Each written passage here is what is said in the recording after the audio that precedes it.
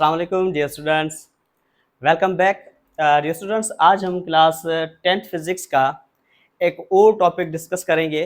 अगर आप किसी भी बोर्ड से हैं, केपीके से हैं, एनबीएफ से हैं या एसडीबी से हैं, तो आपके लिए ये एक छोटी वीडियो और एक छोटा टॉपिक, बहुत ही आसान टॉपिक है। वीडियो को लास्ट तक देखिएगा, आपका आज का टॉपिक इंशाल्लाह क्लियर हो जाएगा। तो डियर स्टूडेंट्स, हम स्टार्ट करते हैं अपने टॉपिक को, और टॉपिक हमारे पास है डैम्प्ड ऑसिलेशंस। तो डियर स्टूडेंट्स, सबसे पहले हम वर्ड्स को देखें। डैम्प्ड का मतलब क्या होता है और ऑसिलेशंस का मतलब क्या होता है। डियर स्टूडेंट्स, ऑसिलेशंस का मतलब होता है वाइब्रेशन ऑफ बॉडी। किसी भी बॉडी का जो वाइब्रेशन होता है उसको हम क्या कहते हैं? ऑसिलेशंस कहते हैं। डैम्प्ड का मतलब डियर स्टूडेंट्स होता है डिक्रीज, मतलब किसी चीज में कमी आना, डिक्रीज होना, ठीक है, तो उसको हम डैम्प्ड कहते हैं। तो अब हम टॉपिक को स्टार्ट करते हैं। डेफिनेशन को हम बाद में लिखेंगे, बाद में समझेंगे, पहले हम एक छोटा एग्जांपल लेते हैं। ये स्टूडेंट्स, हम एक पेंडुलम कंसीडर करते हैं। ये हमारे पास एक पेंडुलम है, ठीक है। पेंडुलम जिस स्टेट में अभी है, आई मीन रेस्ट में है, ठीक है, इस स्टेट को हम नाम देते हैं मीन पोजीशन, मीन या इक्विलिब्रियम पोजीशन, इक्विलिब्रियम पोजीशन, जहां पर ऑब्जेक्ट रेस्ट में है, मीन पोजीशन या इक्विलिब्रियम पोजीशन। अब मैं क्या करता हूं, इसके ऊपर फोर्स अप्लाई करता हूं, ठीक है। फोर्स अप्लाई करूंगा तो ये इस डायरेक्शन में ऐसे ऊपर जाएगा, ऐसे यहां तक आएगा, फर्ज करें, ठीक है। ये बेटा इसकी जो पोजीशन है ये होगी इसकी एक्सट्रीम पोजीशन। ये मीन पोजीशन जहां पर रेस्ट में था, और ये एक्सट्रीम पोजीशन, एक्सट्रीम पोजीशन, ठीक है। जब यहां से वापस आएगा तो अपनी मीन पोजीशन पर आएगा, फिर मीन पोजीशन से ऊपर जाएगा, ठीक है, इस डायरेक्शन में आएगा, ऐसे ऐसे फर्ज करें यहां तक आया। ठीक है स्टूडेंट्स, अब ये भी एक्सट्रीम पोजीशन, ये मीन पोजीशन, ये दूसरी एक्सट्रीम पोजीशन, इसकी एक्सट्रीम पोजीशन, ये भी एक्सट्रीम पोजीशन। अब डियर स्टूडेंट्स, इसने ये एक राउंड कंप्लीट किया विथ रिस्पेक्ट टू टाइम। ये जो अपना एम्पलीट्यूड है डियर स्टूडेंट्स, मीन पोजीशन से लेकर एक्सट्रीम पोजीशन तक जो डिस्टेंस होता है, हमने कैरेक्टर ऑफ वेव में पढ़ा था, उसको हम एम्पलीट्यूड कहते हैं। तो विथ रिस्पेक्ट टू टाइम आप नोट करेंगे ये अपने एम्पलीट्यूड को डिक्रीज करेगा, ठीक है। फर्स्ट करें इसने एक राउंड में इतना एम्पलीट्यूड कवर किया, जब ये दूसरा राउंड इसने लगाया तो फर्स्ट करें दूसरे राउंड में इतना डिस्टेंस इसने कवर किया, ठीक है, यहाँ तक इसने इतना एम्पलीट्यूड कवर किया। फिर जब इसने एक्सट्रीम पोजीशन नंबर सेकंड जो है हमारे पास, इस डायरेक्शन में आया तो इतना इसने एम्पलीट्यूड कवर किया, ठीक है। जब थर्ड राउंड में आया तो इसने इतना एम्पलीट्यूड कवर किया। जब दूसरी एक्सट्रीम पोजीशन पर आया तो यहाँ तक जो है इसने डिस्टेंस इतना कवर किया। विथ रिस्पेक्ट टू टाइम ये अपनी मीन पोजीशन की तरफ आ जाएगा और रेस्ट में आ जाएगा। आपने नोट किया डियर स्टूडेंट्स, इसने विथ रिस्पेक्ट टू टाइम अपने एम्पलीट्यूड को डिक्रीज किया और सेम कहाँ पर आया, अपनी मीन पोजीशन पर आ गया। अब डियर स्टूडेंट्स देखिए, डैम्प्ड आइसोलेशंस किसको कहते हैं? अगर कोई भी ऑब्जेक्ट जो है अपना एम्पलीट्यूड जो है अपना एम्पलीट्यूड डिक्रीज करता है विथ रिस्पेक्ट टू टाइम, तो उसको हम कहते हैं damped oscillation. I hope definition आपको समझ में आ गई होगी। मैं दोबारा रिपीट करता हूँ, अगर कोई भी ऑब्जेक्ट है विथ रिस्पेक्ट टू टाइम अपना एम्पलीट्यूड डिक्रीज करता है, तो हम कहेंगे उसके अंदर जो ऑसिलेशंस हुई है वो डैम्प्ड ऑसिलेशंस हुई है। डियर स्टूडेंट्स देखें, अगर मैं आपको मिसाल के साथ समझाऊं, फर्ज कर ये चार्जर है, ये इसकी मीन पोजीशन है, ठीक है, इक्विलिब्रियम वाली पोजीशन है।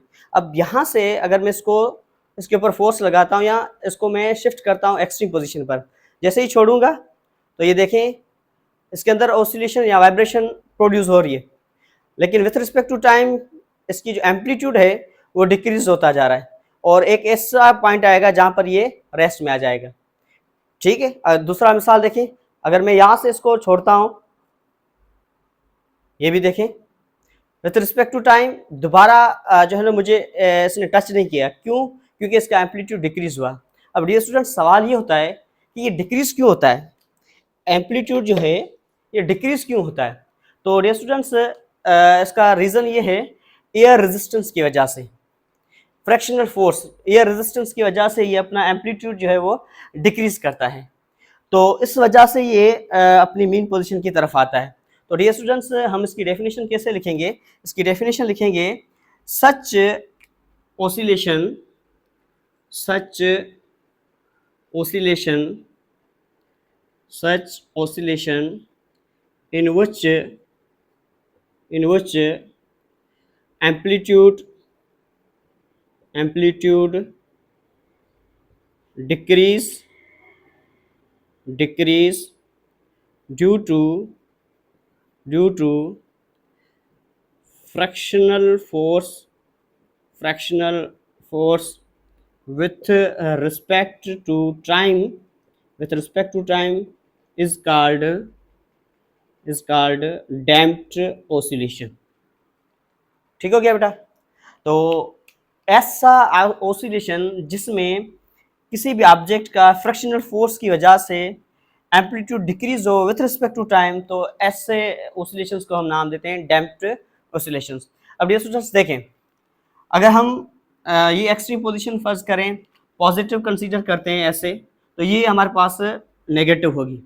जिस तरह हम अगर क्वाड्रेंट की बात करें या एक्सिस की बात करें, यहाँ पर हमारे पास एक्स एक्सिस पॉजिटिव होता है, यहाँ पर वाई पॉजिटिव होता है। अगर नीचे आएंगे तो वाई आपको नेगेटिव मिलेगा ऐसे। अगर इस डायरेक्शन में आएंगे एक्स एक्सिस में, एक्स एक्सिस के बिल्कुल अपोजिट, तो ये होगा नेगेटिव एक्स एक्सिस। तो अब देखें डियर स्टूडेंट्स, यहाँ पर हम क्या करते हैं, हम एक जो है ना वो डायग्राम बनाते हैं। फर्ज करें ये हमारे पास डिस्प्लेसमेंट है जो इसने कवर की एक्सट्रीम पोजीशन तक गया, ये पॉजिटिव भी लेंगे हम, नेगेटिव भी लेंगे, और ये हमारे पास टाइम एक्सिस है। ये हमारे पास क्या है, टाइम एक्सिस है, ये टाइम है, और ये डियर स्टूडेंट्स ये डिस्प्लेसमेंट है, डिस्प्लेसमेंट। ठीक है, ये हमारे पास क्या है, डिस्प्लेसमेंट है, ये डिस्प्लेसमेंट, और ये हमारे पास क्या है, टाइम है। अब डियर स्टूडेंट्स फर्ज करें हम ऊपर इस तरफ अगर हम बात करें, तो ये हमारे पास फर्ज करें y पॉजिटिव है। तो सबसे पहले हमारे पास ये समझ लें, ये y पॉजिटिव है और यहाँ पर y नेगेटिव है। तो पहला जो हमारे पास एम्पलीट्यूड था वो मैक्सिमम था, ज़्यादा से ज़्यादा था। तो फर्ज करें इसका पहला जो एम्पलीट्यूड है वो सबसे ज़्यादा, ठीक है, और नेगेटिव में भी सबसे ज़्यादा, फिर कम हुआ और y में भी कम हुआ, ठीक है, अगेन। फिर जब तीसरा इसने राउंड लगाया तो इसका एम्पलीट्यूड कम हुआ और नेगेटिव में भी कम हुआ। फिर इसने जब चौथा राउंड किया तो उसका एम्पलीट्यूड कम हुआ और नेगेटिव में भी कम हुआ। एक ऐसा पॉइंट है जहाँ पर इसका एम्पलीट्यूड जो है वो ख़त्म हो गया और ऑब्जेक्ट कहाँ पर आ गया, मीन पोजीशन पर आ गया। तो यहाँ पर देखें इसका जो पैटर्न बन रहा है वो कुछ ऐसे पैटर्न बन रहा है, ऐसे पैटर्न बन रहा है। देखिए अगर हम इसकी पैटर्न की बात करें तो इसका पैटर्न ऐसे बन रहा है। तो ये बेसिकली एक डायग्राम है जो कि रिप्रेजेंट करता है। यहाँ पर आप देखें ये इसका एम्पलीट्यूड था, विथ रिस्पेक्ट टू टाइम इसका एम्पलीट्यूड जो है ना वो डिक्रीज होता जा रहा है विथ रिस्पेक्ट टू टाइम, और एक ऐसा पॉइंट है जहाँ पर इसका एम्पलीट्यूड मुकम्मल तरह ख़त्म हो गया और ऑब्जेक्ट अपनी मेन पोजीशन पर आ गया। क्यों? क्योंकि फ्रैक्शनल फोर्स की वजह से। तो नेगेटिव में भी इसका डिक्रीज हो रहा है एम्पलीट्यूड और पॉजिटिव में भी डिक्रीज हो रहा है। कहने का मकसद ये, विथ रिस्पेक्ट टू टाइम इसका एम्पलीट्यूड क्या हो रहा है, डिक्रीज हो रहा है। तो ऐसी ऑसिलेशंस को हम कहते हैं डैम्प्ड ऑसिलेशंस। डियर स्टूडेंट्स, इसका अगर हम प्रैक्टिकल लाइफ में देखें तो ऑटोमोबाइल्स के जो एब्जॉर्बर शॉक होते हैं उसमें इसकी एप्लीकेशन है डैम्प्ड ऑसिलेशंस की। तो डियर स्टूडेंट्स, ऐसी ऑसिलेशन जहाँ पर ऑब्जेक्ट की जो एम्पलीट्यूड है वो डिक्रीज हो विथ रिस्पेक्ट टू टाइम, तो ऐसी ऑसिलेशंस को हम नाम देते हैं डैम्प्ड ऑसिलेशन। डियर स्टूडेंट्स, उम्मीद है आपका डैम्प्ड ऑसिलेशंस क्लियर हो गया होगा। अगर चीज़ें आपको समझ में आई और चैनल पर नए हैं तो काइंडली चैनल को सब्सक्राइब करें, लाइक करें, शेयर करें। अगर कोई भी टॉपिक आपको समझ में नहीं आ रहा तो मुझे कमेंट सेक्शन में बताएं, मैं आपके लिए वो टॉपिक अपलोड करूँगा। अगर कोई MCQs, कोई न्यूमेरिकल आपको समझ में नहीं आया तो भी आप कमेंट सेक्शन में मुझे सेंड करें, मुझे बताएं, मैं आपके लिए वो MCQs, वो न्यूमेरिकल सॉल्व कर दूँगा। इंशाल्लाह मिलेंगे नेक्स्ट वीडियो में, तब तक के लिए अपना ख्याल रखिएगा। खुदा हाफिज़।